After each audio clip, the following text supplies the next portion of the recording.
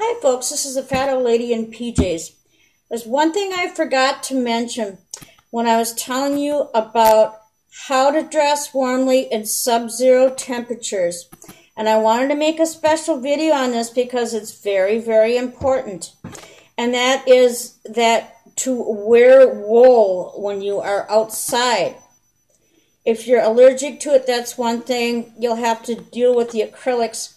But if it's at all possible, wear wool. Wear a wool hat, wear wool gloves, wool scarf, wool socks if you're outside and you might get wet.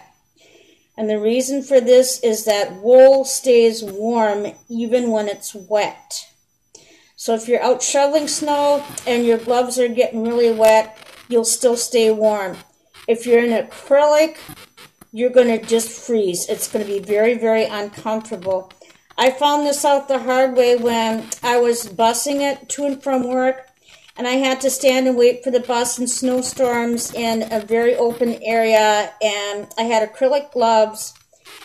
And they're fine if it's just, like a regular winter day out, but when it gets wet like that, it's not going to do for you. So wear wool.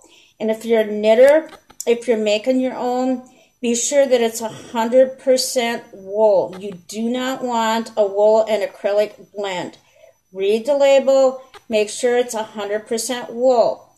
And if you are allergic to wool, one thing you might want to try is merino wool because it's a little bit more friendly if you are allergic. It's not quite as bad a reaction.